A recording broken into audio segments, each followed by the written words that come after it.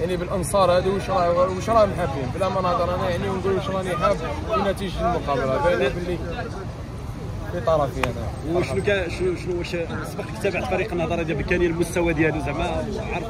ما نكذبش عليك نهضره بركان انا ما نعرفهاش.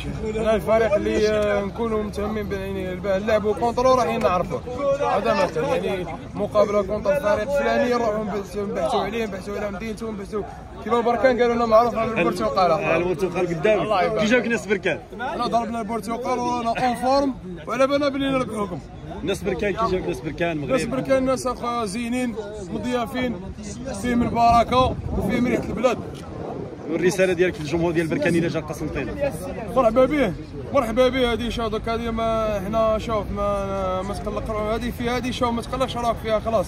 الشعب مرحب بالشعب والادارات مرحب بالاداره وراه يكون معامل بالمثل ان شاء الله. تحياتي شكرا لك لمواجهه نهضه بركان. وكي جاتكم الاجواء هنا ببركان المجيء ديالكم والتواصل ديال المغاربه معكم كي جاتكم الاجواء؟ السلام عليكم تحياتنا كاع المشاهدين. يعني شيء عادي هذا انا على كل حال متعود ماشي اول مره. انا عندي 15 عام وانا نجي المغرب رايح جاي انا كل سيمانه هنا ولكن اول مره يعني طلع لي الشرف باش نكون في بركان والحمد لله الصراحه تحس كيما يقول لك انا في بركان شم البنه تاع الجزائر.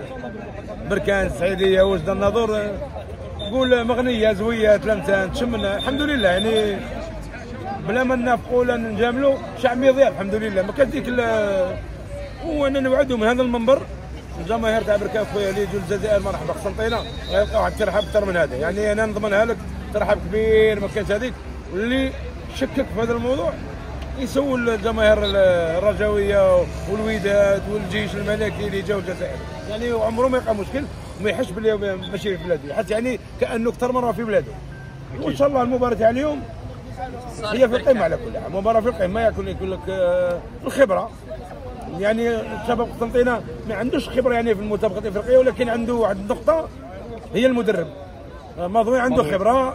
فات انه كان ليه الشرف توج مع وفاق الطيب رابطه الابطال. وان شاء الله احنا نتمناو تكون مباراه كما يقول لك في القمه ما دام انه زوج فرق وصلوا للنصف النهائي يستاهلوها. واللي يكون محضر بدنيا تكتيكيا ذهنيا هو غادي يفوز ونهضروا في الميدان. شنو الراي ديالك في الكلام ديال مضوي واللاعبين اللي قالوا بان شفنا واحد الاستقبال وشفنا واحد التوفير يعني وسائل الراحه التامه لقسنطينه في هذه المباراه يعني كملاعب التدريب كذلك الفندق يعني جميع الامور وفروها الحمد لله. هذه الاشياء ماشي جديده كما نقولوا يعني ماشي حاجه جديده. هذا بدون ما احنا ما نطرقوا ذاك الشيء يعني داروا المغرب ما كاش مشاكل. احنا نهضروا في الواقع ماشي في المواقع وحنا نطوقوا الحمد لله الحمد لله. وتحيه كاع الجماهير البركانيه وشباب القسنطينه واتحاد العاصمه. تحياتي ناس بركان بغيت تسهل الامور الاداريه.